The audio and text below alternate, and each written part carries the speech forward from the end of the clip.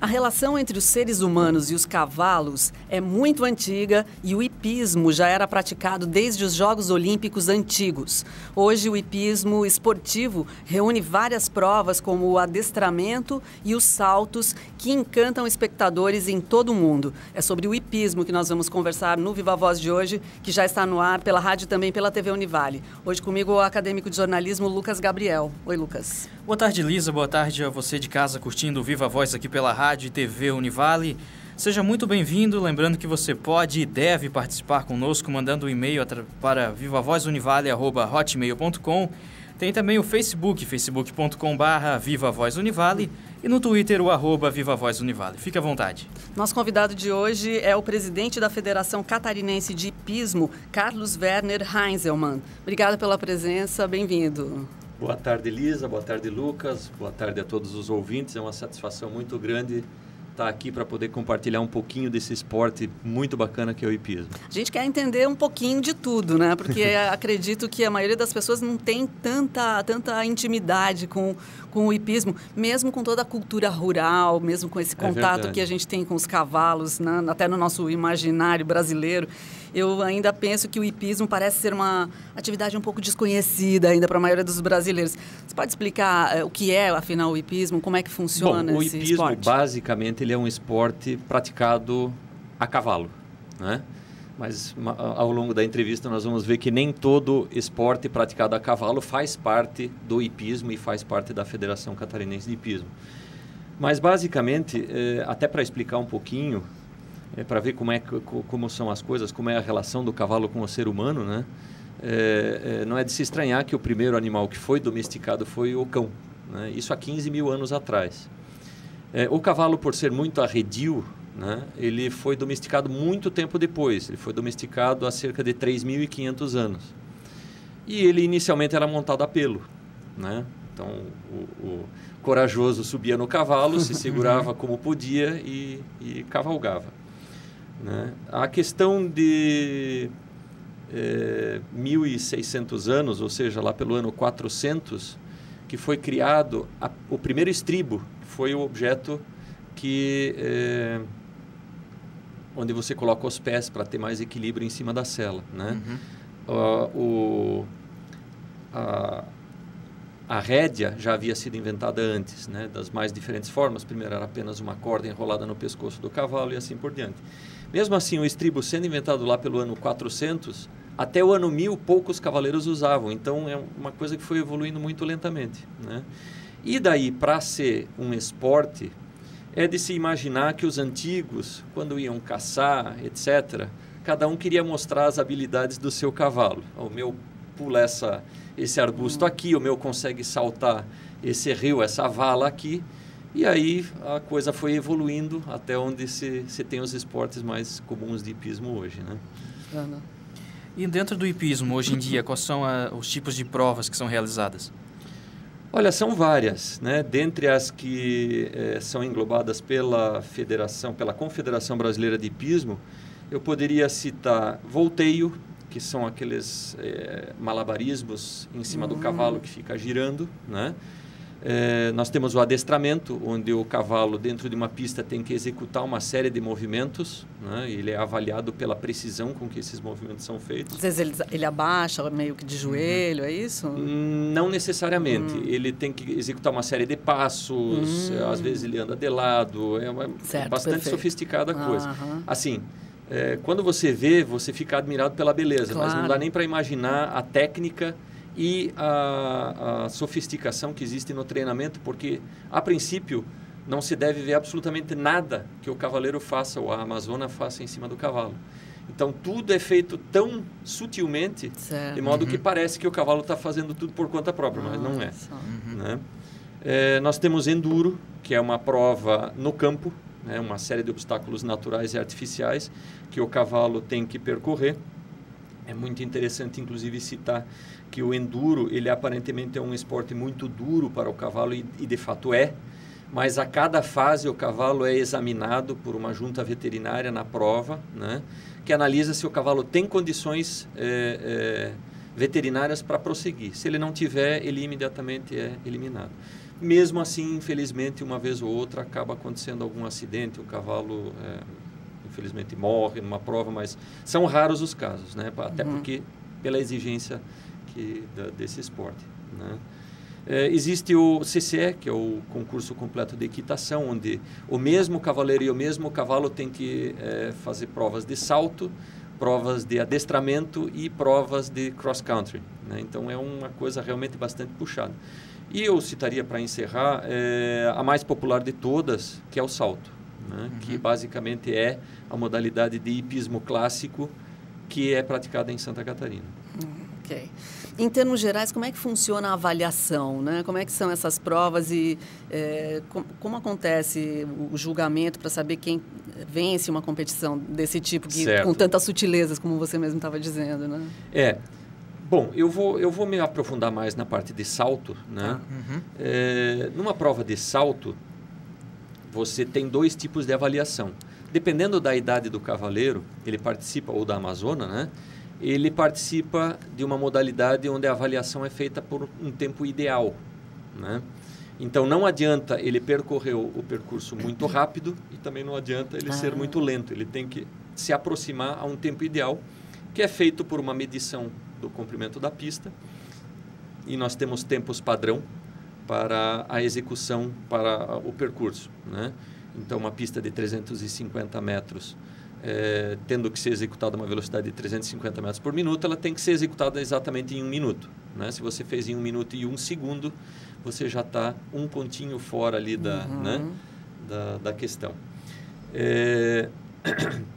E existem as avaliações feitas ao cronômetro. Então, você tem um tempo limite para executar esse percurso e quem executar esse percurso no tempo mais rápido vence a prova, né? Então, basicamente, essas são as 2 avaliações. E também, em termos de falta, nós temos 2 tipos de penalizações bastante conhecidas e que dá para perceber muito fácil na televisão, que é a desobediência, ou seja, o cavalo está se aproximando de um obstáculo e ele ou para ou desvia e o cavaleiro, o amazona, tem que dar a volta para tentar enfrentar o obstáculo novamente. Se tentar novamente e o cavalo desviar uma segunda vez, está eliminado da prova, né?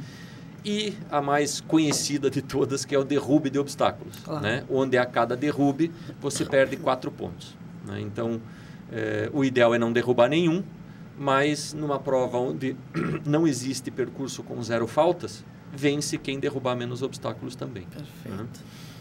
Né? E como é feito o treinamento, né, tanto do cavalo quanto do cavaleiro ou da amazona, no caso?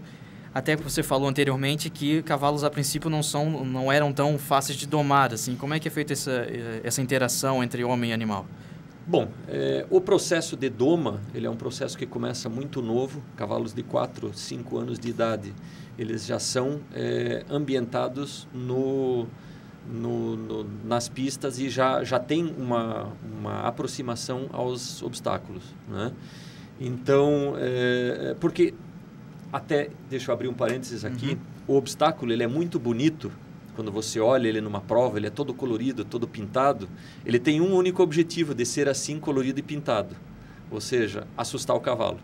Essa que é a função da cor. Certo. Às vezes tem um papagaio, às vezes tem uma flor bonita pintada. O objetivo disso é provocar uma rejeição pelo cavalo, né?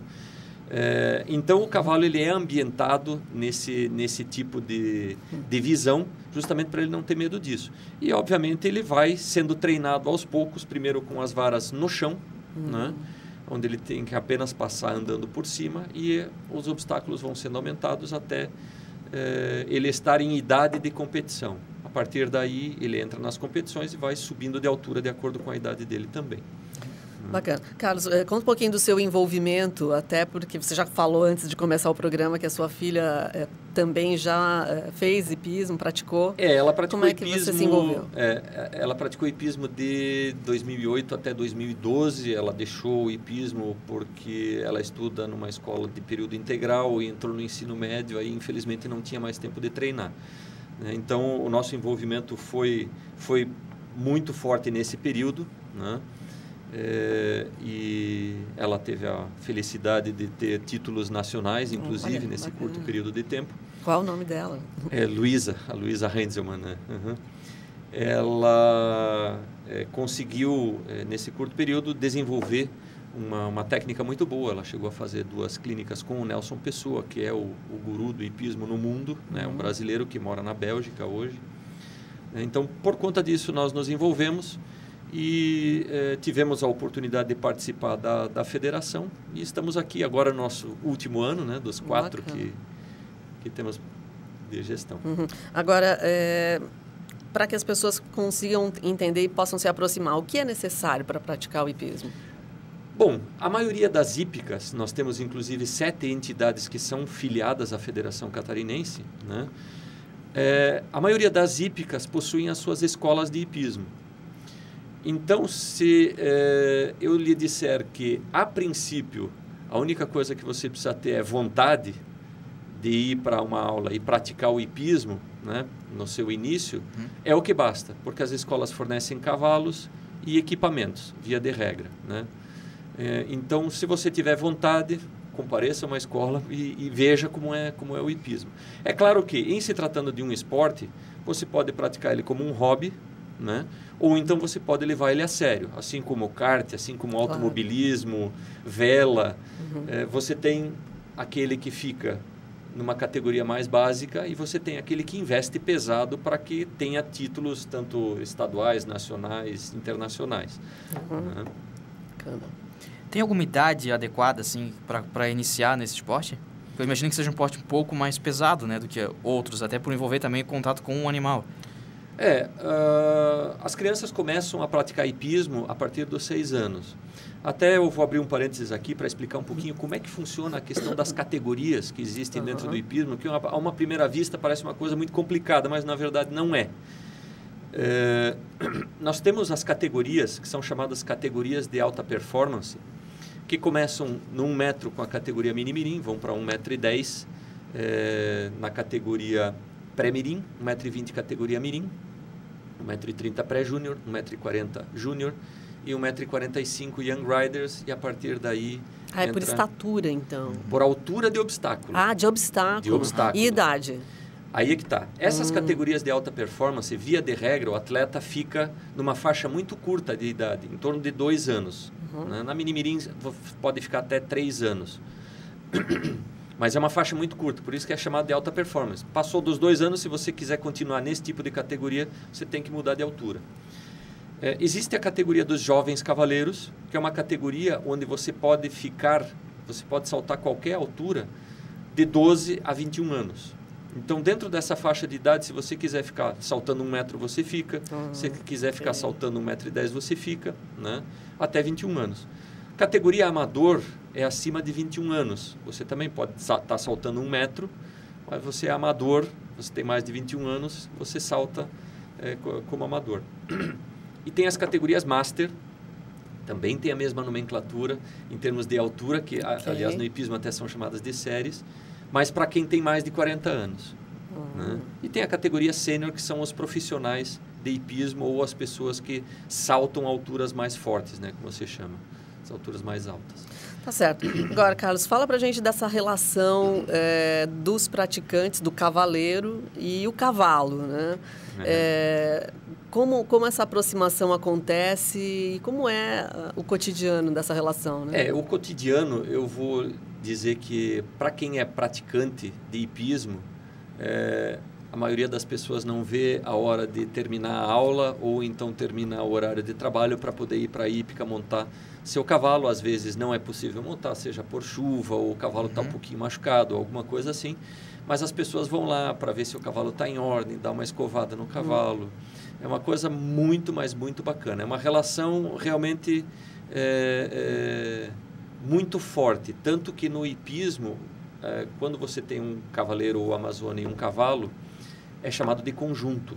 E leva no mínimo 6 meses para você formar um bom conjunto com o cavalo. Né? É uma parceria mesmo. É uma grande parceria. Dá para se dizer que o ideal seria isso mesmo, não ficar trocando, e sim, mas manter essa dupla? Nas categorias de escola, que a gente chama que vão as de 60 centímetros até 90 centímetros, 60, 80 e 90, sendo que nas hípicas ainda é praticado 40 centímetros, mas não é diretamente competição em nível estadual, você está sujeito a usar o cavalo que lhe é oferecido. Você até normalmente pode ficar com o mesmo, né? Uhum. A partir de 1 metro de altura, a maioria das pessoas já prefere comprar o seu cavalinho justamente para poder ter a garantia de sempre montar o mesmo animal. Ok. Vamos fazer um intervalo, mas daqui a pouco voltamos a conversar com o presidente da Federação Catarinense de Hipismo, Carlos Werner Heinzelmann.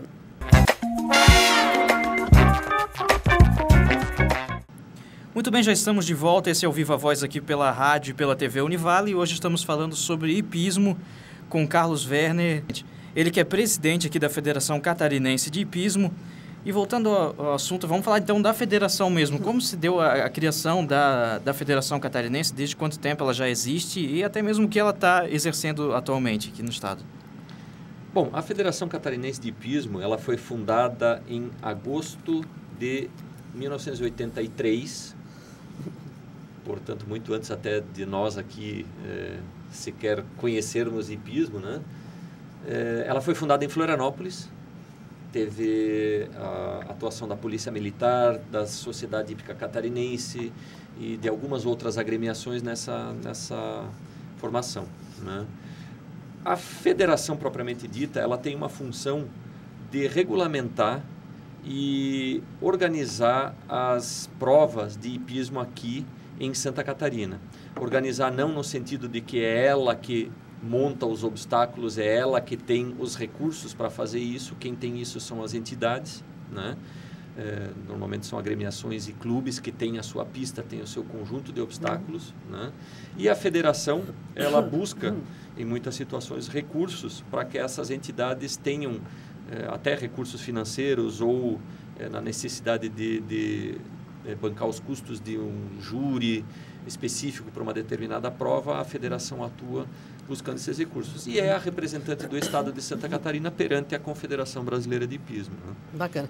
Eu vi lá no site da federação que no ano passado um atleta catarinense venceu o Campeonato Brasileiro na categoria sênior, né? É o João Vitor Marcon. João Vitor Marcon, exatamente. Então, qual é a posição de Santa Catarina no cenário nacional do hipismo? Então, é uma coisa muito interessante. Santa Catarina é um estado bastante pequeno comparado com outros grandes estados, né? Muito menor do que Paraná. Para você ter uma ideia, nós temos hoje em torno de 150 atletas federados, enquanto que apenas praticantes de hipismo na Sociedade Hípica Paranaense já são mais de 200. Né? Então, é um estado muito pequeno.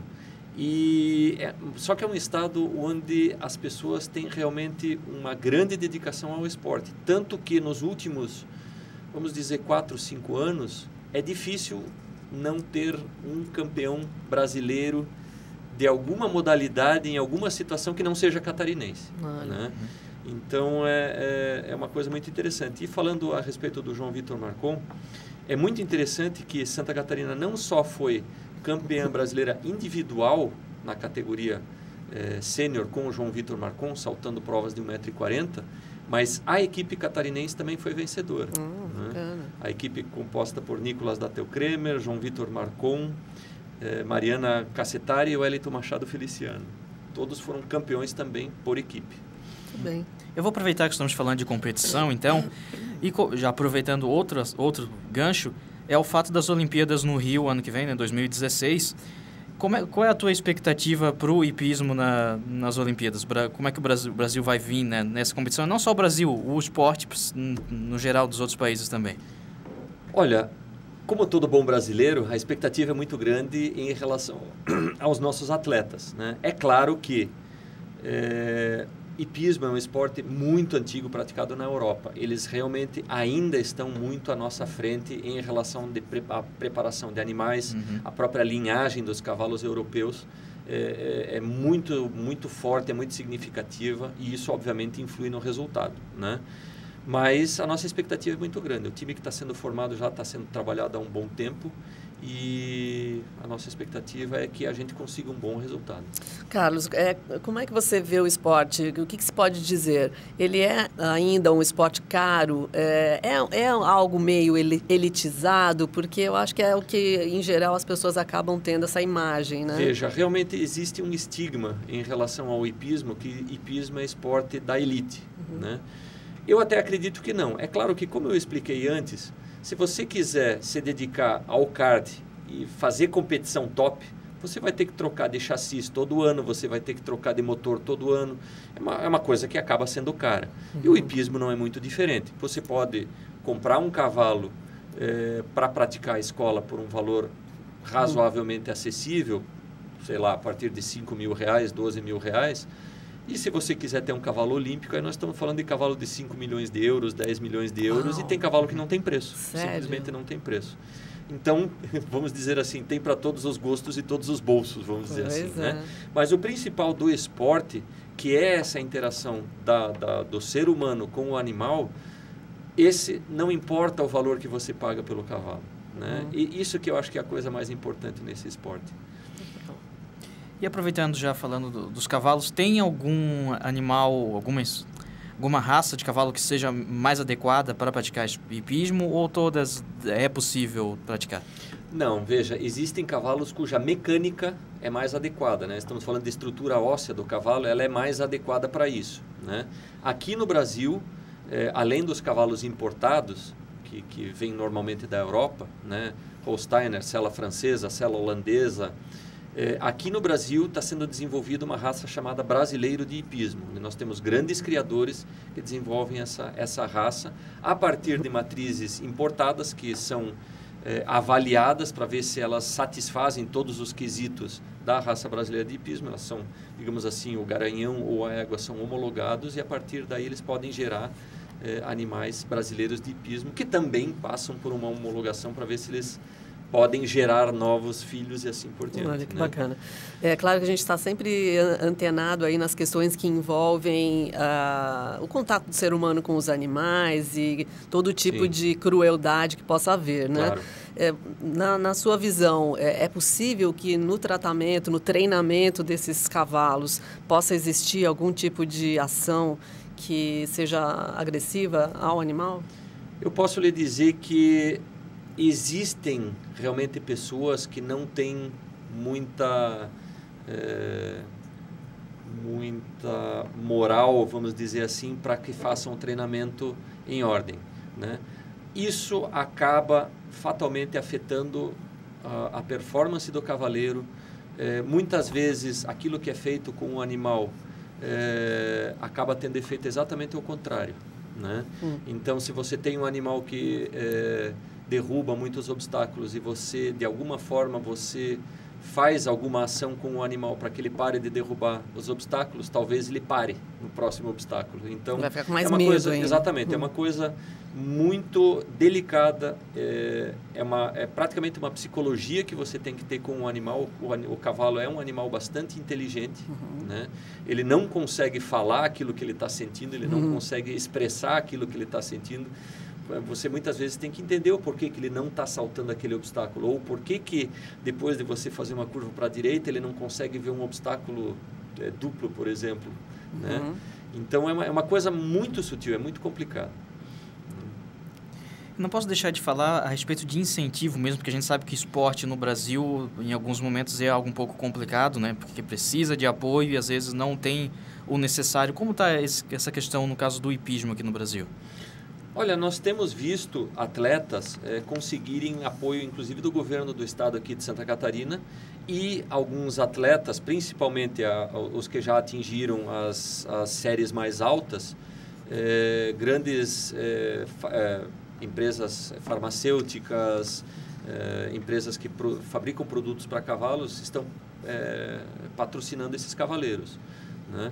Mas realmente como obter recurso para qualquer esporte é difícil. Eu gostaria, se possível, depois voltar um pouquinho para a questão do tratamento do cavalo. Não, já. À vontade. A Federação Equestre Internacional, conhecida por FEI, ela tem um código de conduta para o bem-estar do cavalo. Ele basicamente tem 5 itens que falam desde como o cavalo tem que ser tratado quando ele está em repouso, como o cavalo tem que ser transportado, como o cavalo tem que ser hospedado, vamos dizer assim, enquanto ele está num concurso, né?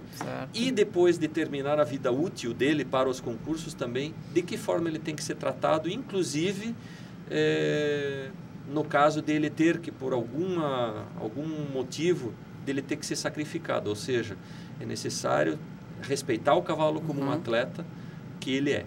E qual é a vida útil de um cavalo? Isso varia muito. Nós já soubemos de cavalos que estavam saltando aos 25 anos, mas pode-se dizer assim, sem muita chance de errar, que fica em torno de 20 anos a vida útil dos cavalos mais velhos assim para o salto. Bacana, bastante, né? E na prática, eles têm direito à aposentadoria? Tem. A égua da Luísa, por exemplo, ela está aposentada em Indaial, só no pasto, com grama fresquinha, descansando. Bacana. Nem tem a idade, mas está lá descansando. Legal. E outra coisa, a dica mesmo, para quem está conferindo o programa e se interessou, o que é necessário fazer mesmo para entrar nessa prática, até mesmo para conhecer o hipismo aqui, aproveitando em Santa Catarina, quem quisesse, como entrar em contato com a federação para conhecer o esporte? Bom, os telefones para contato e e-mail você encontra no site da federação, que é o www.fch.com.br. E para as pessoas que pertencem a essas cidades, por exemplo, nós temos hípicas em Blumenau, que é o Centro Equestre União. Em Joinville nós temos 2 hípicas, que é o Centro Equestre Leme e o Joinville Country Club. Em Brusque nós temos o Aras Fischer. E em Florianópolis nós temos a Sociedade Hípica Catarinense, Cacetária Escola de Hipismo e Centro Hípico das Palmeiras. Né? Temos outras, citei apenas as que são filiadas à federação. Todas elas têm escolas de hipismo. Esse é o caminho, né? Esse é o Entrar caminho. em contato com essas associações, com essas entidades. Exatamente. Muito bacana conhecer um pouquinho sobre o mundo do hipismo. A gente agradece a participação do Carlos Werner Heinzelmann, que é o presidente da Federação Catarinense de Hipismo. Obrigada pela presença. Muito obrigado. Espero vocês no dia 11 e 12 de abril. Nós teremos a segunda etapa do ranking de Santa Catarina em Florianópolis, na Sociedade Hípica Catarinense. E teremos 2 provas de nível nacional em Florianópolis também esse ano. Olha, que bacana. Então fica a dica aí para quem se interessou, quer conhecer melhor o esporte e acompanhar de perto. A gente vai ficando por aqui. Esse foi mais um Viva Voz. Suas ideias em alto e bom som.